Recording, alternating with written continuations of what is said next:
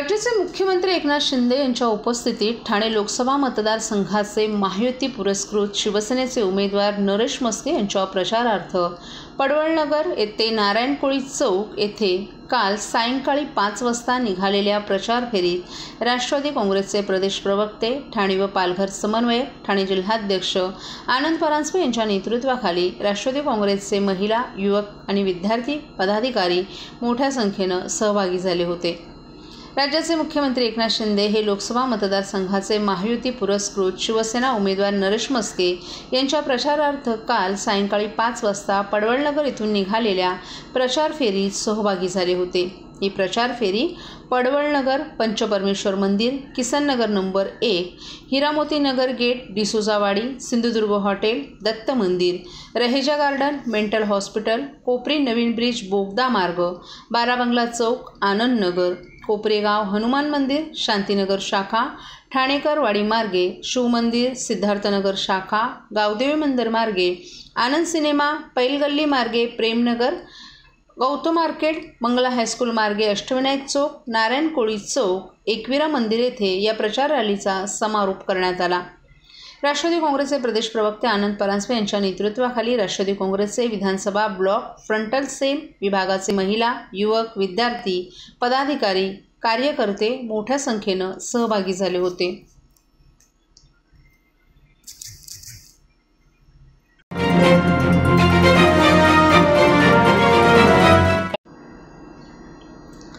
शरद पवार आणि त्यांचा राष्ट्रवादी काँग्रेस पक्ष यापूर्वीच काँग्रेस पक्षात विलीन करायला हवा होता। आपण ज्या वेळेला त्यांच्या सोबत होतो तेव्हा आपण त्यांना हा सल्लाही दिला होता। आता त्यांनीच आपलं मत व्यक्त केल्यामुळे भविष्यात पवारांचा राष्ट्रवादी पक्ष नक्कीच काँग्रेसमध्ये विलीन होऊ शकेल, परंतु राहुल गांधी आणि मल्लिकार्जुन खरगे यांच्या नेतृत्वाखाली पवार साहेबांसारखा जो ज्येष्ठ नेता आहे तो कसा काम करेल याबद्दल आपल्याला शंका असल्याचं रिपब्लिकन पार्टी ऑफ इंडिया याचे अध्यक्ष रामदास आठवले यांनी ठाण्यात बोलताना सांगितलं।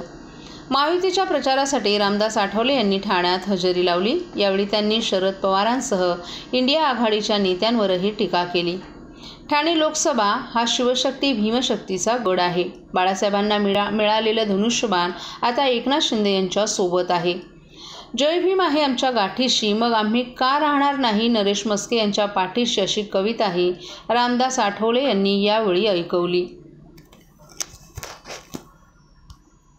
राष्ट्रवादी काँग्रेस जो पवार साहेबांचा आहे तो नक्की काँग्रेसमध्ये विलीन होऊ शकेल, पण राहुल गांधींच्या नेतृत्वाखाली किंवा मल्लिकार्जुन खरगेच्या नेतृत्वाखाली पवार साहेबांसारखा जो ज्येष्ठ नेता आहे तो कसा काम करेल याबद्दल आम्हाला शंका आहे। परंतु पाहूया काय होते ते। पण पवार साहेबांनी जे भाकीत केलेलं आहे भविष्य काळामध्ये काही पक्ष काँग्रेसमध्ये विलीन होतील, देशामधला दुसरा कुठलाही पक्ष काँग्रेसमध्ये विलीन होणार नाही। झाला तर शरद पवारांचा राष्ट्रवादी काँग्रेस पक्ष आज काँग्रेसमध्ये विलीन होऊ शकेल।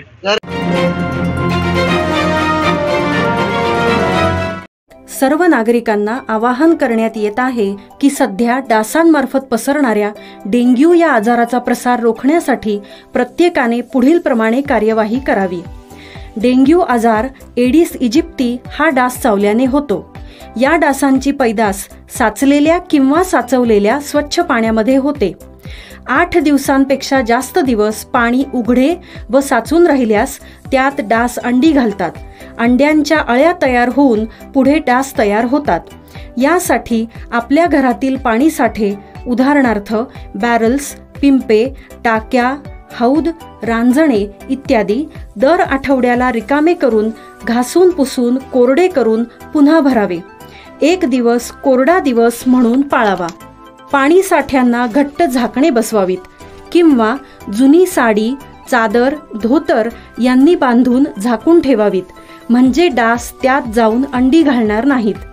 घराच्या गच्चीवर, आजूबाजूला, अंगणात कोठेही पाणी साचू देऊ नये। भंगार सामान उघड्यावर टाकू नये, उदाहरणार्थ टायर्स, प्लास्टिक सामान, कुंड्या, टाकाऊ वस्तू इत्यादी। अशा सामानात पावसाचे पाणी साठून त्यात डेंग्यूच्या डासांची पैदास होते।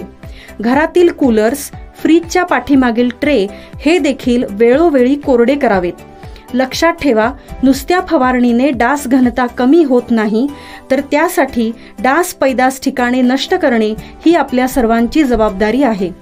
कोणताही ताप अंगावर न काढता जवळच्या शासकीय रुग्णालयात मोफत औषधोपचार घ्या. अशा प्रकारे नागरिकांनी सहकार्य केल्यास डेंग्यूचा प्रसार रोखणे सहज शक्य आहे.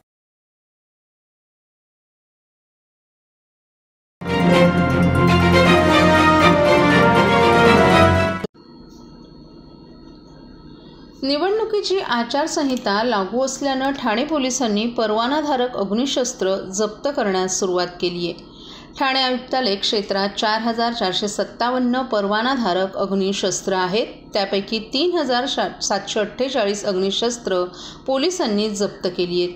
काही महिन्यांपूर्वी आमदार गणपत गायकवाड यांच्याकडून शिंदे गटाचे पदाधिकारी महेश गायकवाड यांच्यावर परवानाधारक अग्निशस्त्रानं गोळीबार झाला होता. त्यानंतर पोलिसांनी परवानाधारक अग्निशस्त्रांविषयी सावधगिरीची पावलं उचलली आहेत.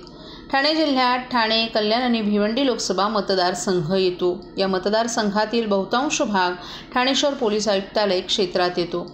ठाणे शहर पोलीस आयुक्तालय क्षेत्रात ठाणे ते बदलापूर आणि भिवंडी शहराचा भाग येतो. तर या लोकसभा मतदारसंघाचा उर्वरित भाग ठाणे ग्रामीण, मीरा भाईंदर आणि नवी मुंबई क्षेत्रात येतो.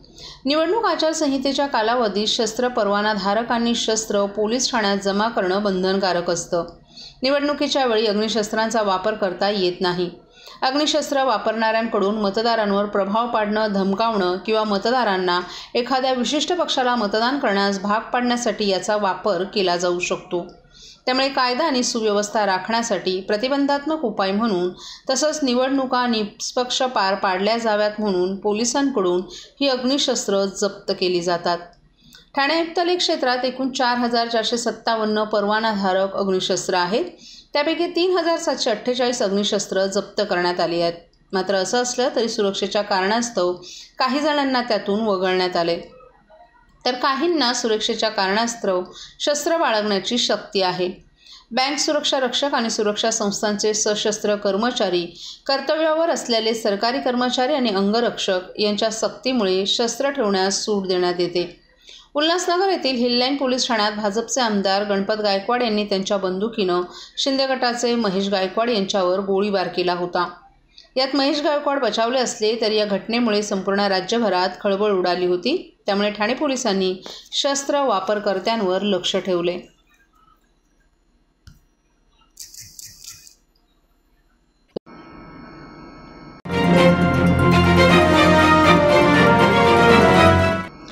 भूमिपुत्रांच्या न्याय हक्कासाठी सतत लढा देणाऱ्या संघर्ष समितीतील नेते आणि पदाधिकाऱ्यांनी राज्याचे मुख्यमंत्री एकनाथ शिंदे यांनी राज्यभर भरघोस केलेल्या कामांवर समाधान व्यक्त करत, तसंच खासदार डॉक्टर श्रीकांत शिंदे यांनी 27 गावांचा केलेला कायापालट आदी गोष्टींवर प्रेरित होऊन कल्याण डोंबिवली महानगरपालिका अंतर्गत 27 गावातील राष्ट्रवादीच्या नेत्यांसह पदाधिकारी आणि कार्यकर्त्यांचा भगवा हातात घेतलाय. ठाण्यातील मुख्यमंत्र्यांच्या निवासस्थानी मुख्यमंत्री एकनाथ शिंदे आणि खासदार डॉक्टर श्रीकांत शिंदे यांनी शिवसेनेचा भगवा त्यांच्या हाती देत सर्वांचं जोरदार स्वागत केले.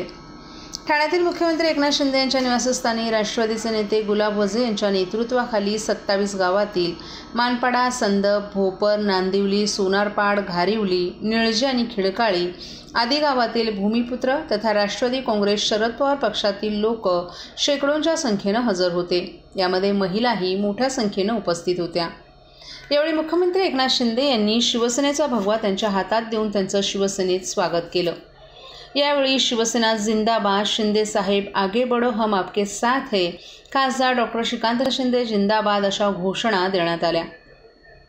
राज्याचे मुख्यमंत्री एकनाथ शिंदे आणि खासदार डॉक्टर श्रीकांत शिंदे यांच्या विकास कामांमुळे आम्ही शिवसेनेत प्रवेश केल्याचं यावेळी गुलाब वझे यांनी सांगितलं. 27 गावांचा विकास फक्त मुख्यमंत्री एकनाथ शिंदे आणि खासदार डॉक्टर श्रीकांत शिंदे हेच करू शकतात. येथील भूमिपुत्रांचे प्रश्न सोडवण्यासाठी खंबीर नेतृत्व हवं होतं. संत सावळाराम महाराज स्मारक उभारण्याचं काम होत आहे.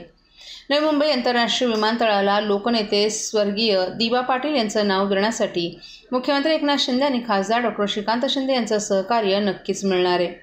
आमचा खासदार डॉक्टर श्रीकांत शिंदे यांच्यावर पूर्ण विश्वास असून संघर्ष समितीला पुढे काम करण्यास वाव मिळेल असा भूमिपुत्रांचा विश्वास आहे. यावेळी गुलाब वझे यांच्यासह दत्ता वझे, शरद पाटील, विजय पाटील, वर्गीस म्हात्रे, नायकर यांच्यासह शेकडो भूमिपुत्रांनीही शिवसेनेत प्रवेश केला.